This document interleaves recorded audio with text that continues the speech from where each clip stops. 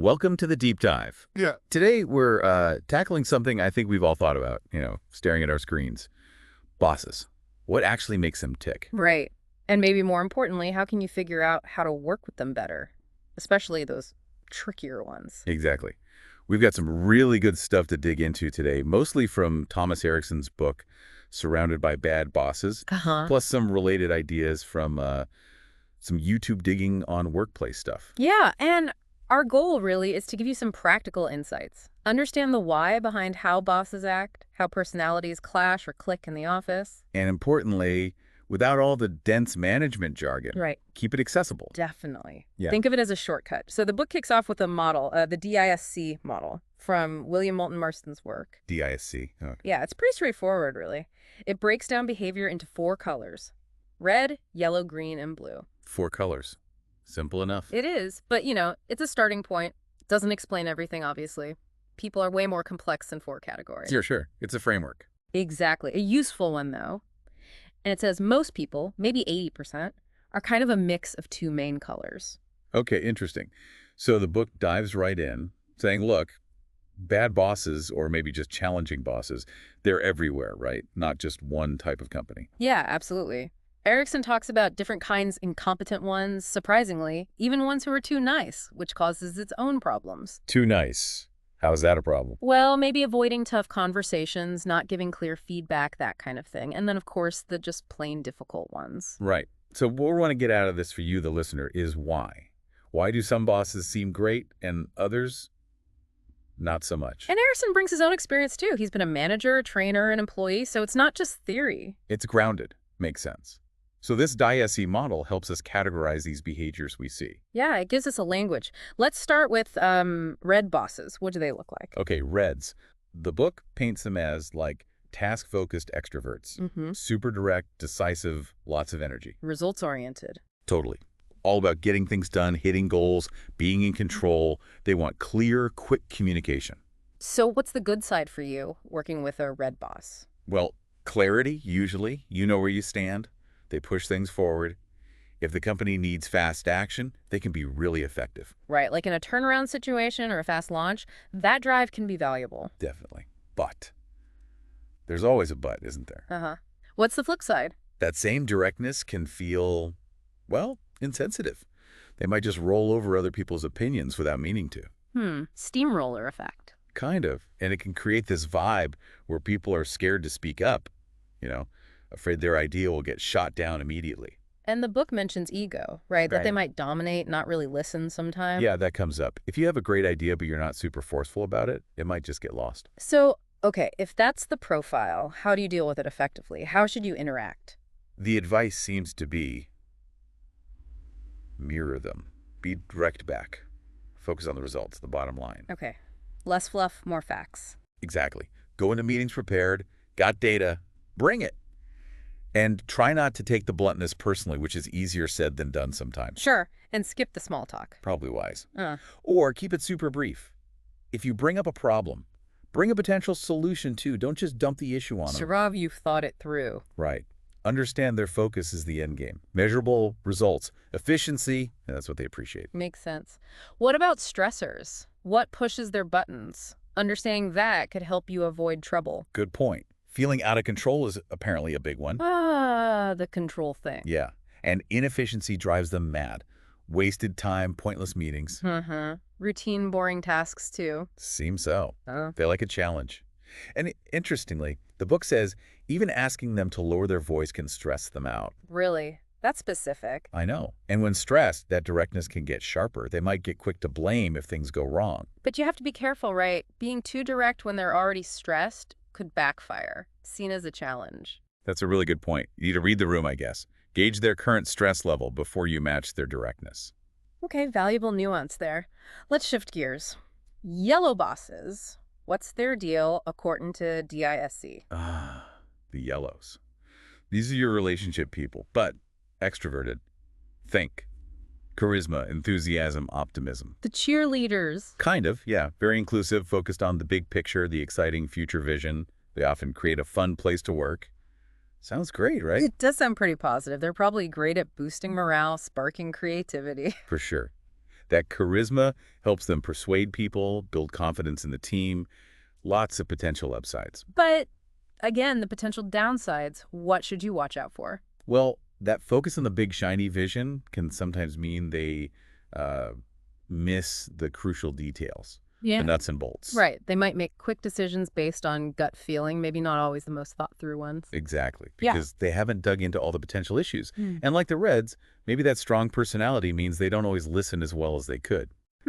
Enthusiasm overriding input sometimes. Yeah, and maybe a sense that they don't take the day-to-day stuff quite seriously enough for some people's liking. Okay, so if you're working for a yellow boss, how do you connect best? How do you make sure your work gets noticed? Lean into their energy. Share their enthusiasm. When you talk to them, frame things around the big picture, the vision. Less about the tiny steps, more about the destination. Initially, yeah. Maybe save the superfine details for later. Be ready for brainstorming. Bring those creative, forward-thinking ideas they love. But they still need things to actually happen, right? Oh, absolutely. So it's smart to follow up those big idea sessions with, like, a concrete plan, a proposal for action. Bring structure to the enthusiasm. Perfect way to put it. And they love positive news, feeling appreciated for their vision. That really resonates. Got it. And their stress triggers. What should you try to avoid? Feeling ignored is a big one. Or feeling like their leadership or ideas aren't valued. Makes sense for an enthusiastic type. Yeah. And boring, repetitive work, definitely not their thing. Isolation, too, they thrive on interaction. Public criticism would probably hit hard, too. Yes, definitely. The book says when they're stressed, they might get grumpy, which is unlike them. Or, weirdly, they might get more assertive, sort of overcompensating for feeling down. Interesting. So how do you balance feeding their enthusiasm but still making sure important details don't get lost? Any specific tactics you'd suggest? That's the tricky bit, isn't it? I think maybe presenting the exciting overview first and then saying, and I've thought about the details, here's a plan. Ah, so you lead with their preference but show you've got the practical side covered too. Exactly. It shows you're on board with the vision, but also grounded. Addresses a potential weakness without being negative. Nice. Okay, let's move to green bosses. Also relationship focused, but different energy, right? Introverted. Yes, exactly. Green bosses are more about stability, harmony, calm, patient, very loyal. They really try to avoid conflict. The peacekeepers. Totally. Security, smooth relationships within the team, that's their priority. Usually good listeners, supportive. So the upside for you is often a stable, supportive atmosphere. Less drama. Generally, yes. They're considerate, foster cooperation. It can be a very comfortable environment, but that conflict avoidance can be a double-edged sword. How so? Well, they might struggle to give negative feedback, even when it's needed for someone's growth, because they don't want to upset anyone. So problems might fester. Could do. And decision-making can be slow. They might worry too much about how a decision affects relationships, maybe more than performance sometimes. And resistant to change, because change disrupts stability. Often, yes. They like the predictable. And the book notes their desire to be liked means they can sometimes become, like, too helpful, always saying yes, becoming indispensable, maybe burning themselves out. Okay, so if you work for a green boss, what's the best way to interact? Especially if you need to address something tricky or push for change. Patience is key. Really show you value their input, the stability they create. If you are proposing change, frame it carefully. Yeah. Address their potential worries about disruption head on. Talk about it as gradual, necessary, not some sudden shock. Be sincere. Show you value the team too. Build trust. Definitely. They like tasks where relationships matter. Loyalty and predictability are big for them. And what stresses them out? What should you be aware of? Insecurity is a big one. Feeling their position or the team's stability is threatened. Ambiguity, too many loose ends makes them anxious. Chaos is bad. Very bad. Lots of noise, constant unexpected changes, definitely conflict. They also hate being the center of attention. Spotlight is uncomfortable. Hugely. And criticism, especially public criticism, is really tough for them. But interestingly, when they are stressed, you might not see it explode outwards. What happens then? They might withdraw, become more formal, reserved, emotionally kind of shut down as a coping mechanism. Ah, the quiet withdrawal. Okay, good to know. We've all seen that, I think. Right. Last color. Blue bosses. What's their profile? Blues are your task-focused introverts. Think precision, details, analysis. Very cautious. The analysts. Exactly. Quality, accuracy, thoroughness are paramount. They avoid impulsive emotional decisions. It's all about logic and order for them. Okay, advantages. Working for a blue boss must mean high standards, accuracy. Often, yes. Work tends to be accurate, decisions well thought out, and if they have a touch of red, maybe you get very clear procedures too. Clear rules. Yeah. Some people like that. But the potential downsides, frustrations. Well, they can come across as critical or pedantic, focusing on tiny details others might not even notice. Nitpicky. Can feel that way. They can get stuck in analysis paralysis, maybe slow down decisions because they need all the data, and they generally dislike emotional arguments. Stick to the facts. Absolutely. The book also mentions their internal critic might be quite strong, and that can sometimes leak out. Right. So if you're interacting with a blue boss, how do you make that work smoothly? Be thorough, meticulous, bring the data, exact numbers, detailed analysis, that's their language. Prepare, prepare, prepare. Yes, avoid generalizations. Respect their need for logic and precision. Follow the rules, follow the procedures, don't wing it. Got it. And their stressors. What makes a blue boss anxious or less effective? Criticism of their work is a big one. They pride themselves on quality. Any hint of sloppiness or errors really gets to them. Okay, so double check your work before showing them. Definitely. They also hate irrationality, emotional outbursts, illogical arguments, drives them up the wall. And under stress, what's their reaction? They tend to double down on the details, become even more focused on minutia. Might seem extra critical or pedantic then. Okay, that paints a pretty clear picture of the four styles. But you mentioned the book goes deeper than just how people behave, something about driving forces. Exactly. This is crucial. DISC describes the how, the observable behaviors. Driving forces try to explain the why behind it, the underlying motivations. The motivation piece. That sounds important. It really is. The book lays out 6 main ones. There's theoretical loving knowledge, utilitarian focused on practicality, results, often money, aesthetic needing harmony, balance, social wanting to help others, individualistic needing independence, control, and traditional valuing rules, order, systems. 6 core drivers. Yeah. So how do these actually play out at work? How do they affect things for you? They massively shape how you experience work, what motivates you, how you react to your boss and the company culture. Understanding your drivers and maybe guessing your bosses can explain a lot of friction. Conflicts can happen when those drivers clash. Absolutely. Even if your DISC colors seem okay together, if your core motivations are pulling in opposite directions, it's going to be tough. Could you give an example? Like, how would a red boss differ based on their driving force? Sure. Let's take 2 red bosses, both direct results focused. But boss A has a strong utilitarian drive. Okay, practical, money focused. Right. So their drive for results will be laser focused on efficiency, profit, hitting targets, cutting costs maybe. Now, Boss B is also red, but their main driver is individualistic. Needs control, independence. Exactly. Their push for results might be more about maintaining their authority, making decisions alone, maybe resisting collaboration, not necessarily for profit, but for personal control. See the difference? Yeah, totally. Same red behavior, different why. Or a green boss driven by the social force. They'd be even more focused on helping the team, smoothing conflicts, maybe going overboard to support people because that helping others drive is so strong, it adds that layer of understanding. That really does clarify things. It's not just the surface behavior. What about in teams? Does a mix of drivers help? Generally, yeah. A mix is good. Different perspectives, different priorities, leads to better outcomes usually. But any pitfalls?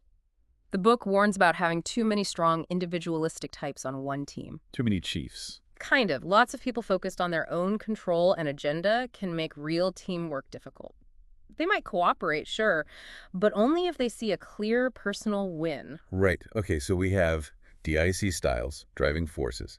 Now, the book brings in situational leadership and development levels. This sounds like it's about adapting, right? Well, intensely. It shifts from just personality to how leadership needs to flex.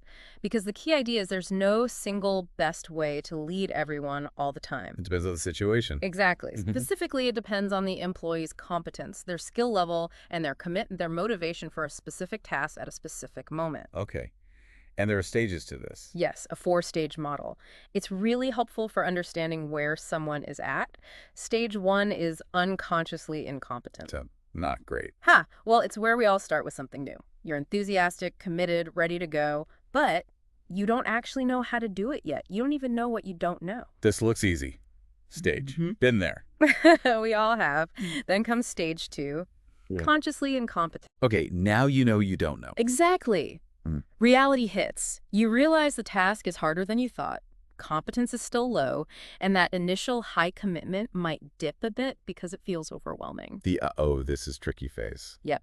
Then, hopefully, you move to stage 3.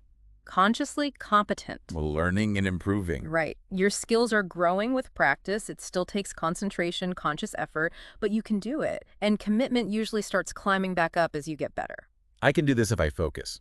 Perfect.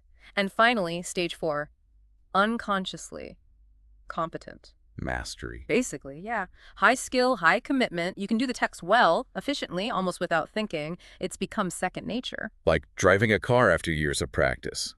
So what's the boss's role in all this? How does a good boss handle these stages? A good boss recognizes where their team members are on the spectrum for different tasks, because you might be stage 4 on one thing and stage 1 on another, and they adapt. Tailor their approach. Exactly. More direction for stage 1. Maybe more coaching and support for stage 3. Less effective bosses. They either miss these stages completely or just use one style for everyone, which doesn't work.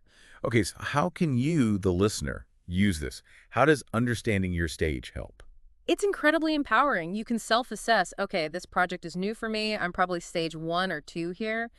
Recognizing that lets you ask for what you need. Instead of just feeling lost or frustrated. Right. You can go to your boss and say, hey, on this task, I need more specific instructions. Or could we check in more often while I get up to speed? Or later, I think I've got this now. I need a bit more autonomy. Using those I need statements. Yes. It helps you articulate what support will help you move forward. It's proactive. That makes a huge difference. Okay, shifting again. A tricky topic. Feedback. Ah, yes. The necessary evil sometimes. The book makes it clear. Giving it is hard, receiving it can be harder, but it's essential for growth. And lots of bosses avoid the negative stuff, right? Well, most of us don't exactly jump for joy at hearing criticism. Pretty much sums it up. And guess what? Our DISC colors influence how we handle feedback, too. Of course they do. Let me guess. Red bosses are blunt. You got it! Direct, results-focused feedback. Did you hit the target or not? Maybe not much sugarcoating? Yellows. Probably avoid the negative to keep things upbeat. Often, yeah. Might give overly positive feedback or just skip the criticism to avoid discomfort. Greens. Definitely avoid it because of conflict aversion. Absolutely. Preserving harmony often trumps giving difficult feedback for them. And blues. Focus on the flaws. Tend to, yeah. With their focus on accuracy, they might zero in on errors, areas for improvement, and maybe forget to mention what went well. Wow. So knowing your boss's color gives you context for their feedback style. Helps you maybe not take it so personally or understand where they're coming from. Exactly. It helps decode the message. Yeah. But how do we make feedback better? Less painful. Good question. Tailoring is key. Praise needs to be specific, genuine, linked to their actual competence and effort, not just good job. Make it meaningful. Right. And for negative feedback, the book says don't wait for the perfect moment. It rarely comes. Rip off the Band-Aid. Well, address it directly, thoughtfully, and promptly. Don't let things fester. Frame it around growth, specific behaviors, desired changes. Constructive, not just critical. Makes sense. Okay, another workplace reality. Information flow or overload. Oh, definitely overload these days. So easy to send info, so hard to make sure it actually lands and gets absorbed. We're drowning in emails and messages. Totally. And people miss important stuff just because of the sheer volume. And let me guess, DISC styles affect how people prefer to get information too. You're seeing the pattern, absolutely. A red boss. They want headlines, bottom line up front. What's the decision needed? What are the results? Keep it concise. Yellow. Need something more engaging, less formal. Yeah, maybe visuals, engaging headings. They'll likely tune out dense bureaucratic text. Green. Needs reassurance. Don't spring things on them. Exactly. Build trust in the message. Avoid sudden changes in how info is shared. Make them feel secure with it. And blue. Needs all the details, facts, evidence. Logically presented, yes. Data, structure, thoroughness. They want to see the thinking behind it. So it's not just what you say, but tailoring how you say it to the recipient's style. Crucial for getting your message heard. And just sending it isn't enough, right? You need follow-up. Right, especially for changes. The book has a simple model. Follow up, assess, persevere, check understanding, see if it's being done, keep at it. Consistent follow-through is key. Okay, wow. We've covered a ton. DISC styles, driving forces, situational leadership, feedback, communication. As we wrap up, What are the big final takeaways for our learner listening right now?